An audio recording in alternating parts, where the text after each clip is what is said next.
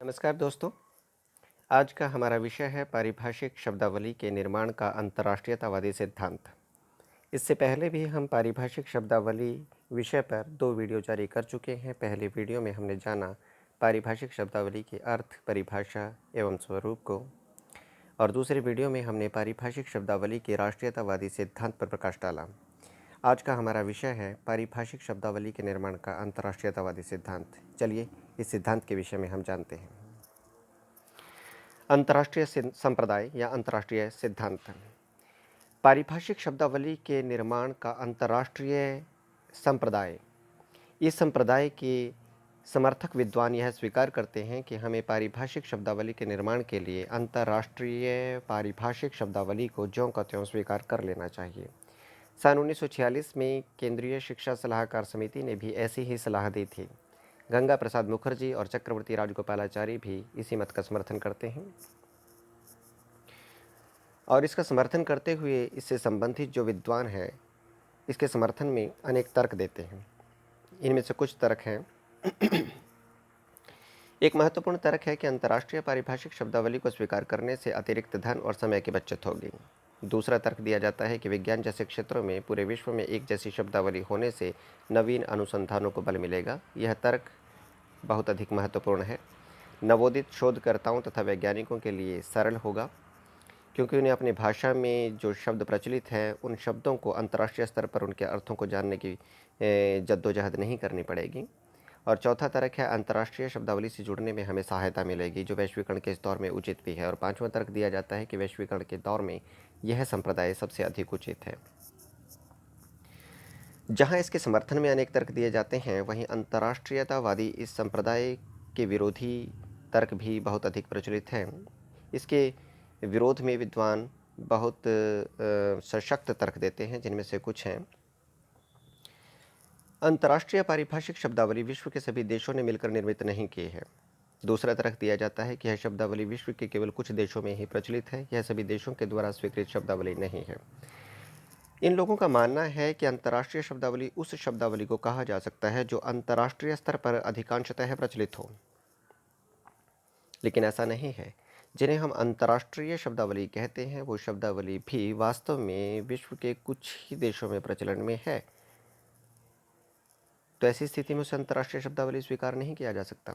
और तीसरा तर्क दिया जाता है कि अंतर्राष्ट्रीय शब्दावली को ज्यों का त्यों स्वीकार करना किसी भी भाषा के लिए उचित नहीं है। इस तर्क की भी अपनी एक महत्ता है। अपनी भाषा की समृद्धि को बरकरार रखने के लिए, अपनी भाषा की अस्मिता को बनाए रखने के लिए तथा अपनी भाषा को विकासशील बनाए रखने के लिए आवश्यक है कि हम अपनी भाषा में भी नए शब्दों का निर्माण करते रहें। चौथा तर्क दिया जाता है कि प्रत्येक भाषा में नए शब्दों के निर्माण का सामर्थ्य होता है। ऐसे में अंतर्राष्ट्रीय शब्दावली स्वीकार करने का कोई औचित्य नहीं बनता। ये तर्क इस लिहाज से दिया जाता है कि हो सकता है कि कोई भाषा नए शब्दों के निर्माण में पूरी तरह से सशक्त न हो, तब ऐसी स्थिति में स्वीकार किया जा सकता है।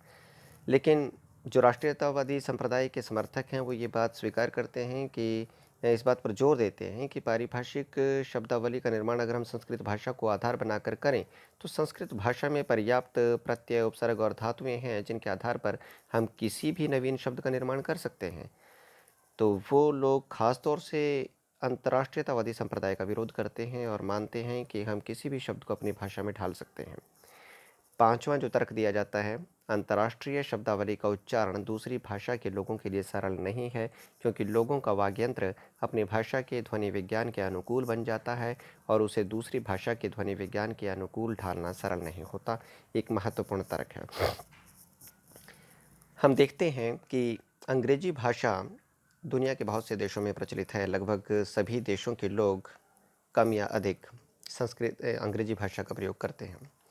लेकिन हम इस बात को भी स्वीकार करते हैं कि अलग अलग दुनिया के देशों के लोग जब अंग्रेजी भाषा को उच्चारण करते हैं तो उनका उच्चारण एक भिन्नता लिए हुए होता है। वो उस एक्सेंट में, उस ढंग से, उस प्रवाह से उच्चारण नहीं कर पाते जो अंग्रेजी मूल के लोग या अमेरिकन मूल के लोग कर पाते हैं। तो ऐसी स्थिति में ये एक महत्वपूर्ण तर्क बन जाता है कि हमारा जो वाग्यंत्र है अपनी अपनी भाषा के अनुकूल हो जाता है।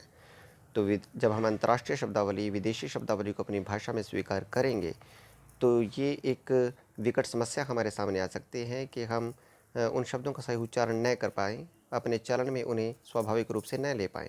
लेकिन यहाँ ये बात भी ध्यान देने योग्य है कि विरोधी लोग तो कहते हैं कि ये पॉसिबल नहीं है, ये संभव नहीं है, हम सही ढंग से उसका उच्चारण नहीं कर पाएँगे। लेकिन हमें ये बात भी स्वीकार करनी चाहिए कि बहुत से ऐसे विदेशी शब्द होते हैं जो हमारी भाषा में आसानी से घुल-मिल जाते हैं, पहले से ही हमारी भाषा में चलन में आ जाते हैं। तो जो शब्द हमारी भाषा में पहले से चलन में आ गए हैं, उनके लिए नई पारिभाषिक शब्दावली बनाने का कोई औचित्य नहीं बनता। और अंत में अब निष्कर्ष क्या निकाला जा सकता है? अंत में यही निष्कर्ष निकाला जा सकता है कि पारिभाषिक शब्दावली के निर्माण के लिए अंतर्राष्ट्रीयतावादी संप्रदाय ही की पूर्णतः अनदेखी नहीं की जा सकती। कुछ ऐसे बिंदु हैं जो अंतर्राष्ट्रीयतावादी संप्रदाय के महत्वपूर्ण बिंदु हैं, जैसे विश्व के साथ कदम से कदम मिलाने का बिंदु, अंतर्राष्ट्रीय स्तर पर अधिक से अधिक शब्दों को जानने का बिंदु, बड़े अधिक महत्वपूर्ण बिंदु हैं। और वैज्ञानिक शोध के दृष्टिकोण से अंतर्राष्ट्रीय शब्दावली कहीं अधिक महत्वपूर्ण हो जाती है। इस बिंदु को भी स्वीकार हमें करना ही पड़ेगा।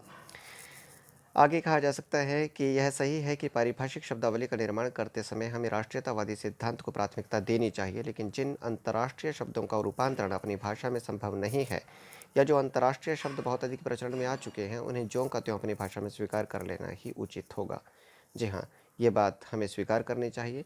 ये एक और बात यहाँ पर एक महत्वपूर्ण बात आ जाती है कि जो लोग ये कहते हैं कि अंतर्राष्ट्रीय शब्दावली बहुत अधिक कठिन हो जाएगी हम लोगों के लिए, तो यहाँ ये बात भी ध्यान देने योग्य है कि अंतर्राष्ट्रीय शब्दावली के जो शब्द हैं, जो अंग्रेजी भाषा के जो शब्द हैं, वो लैटिन और ग्रीक मूल से बने हुए शब्द हैं, जो आरंभ में उस भाषा में भी स्वीकार नहीं किए गए, लेकिन जैसे जैसे वो चरण में आते चले गए, वो ग्राह्य होते चले गए, तो लोगों ने उन्हें स्वीकार कर लिया। तो हमें ये बात को स्वीकार करना चाहिए कि अंतर्राष्ट्रीय शब्दावली के जो शब्द हैं, भले ही वो आज मुश्किल लगें, लेकिन धीरे धीरे वो हमारे जनमानस के द्वारा स्वीकार कर लिए जाएंगे।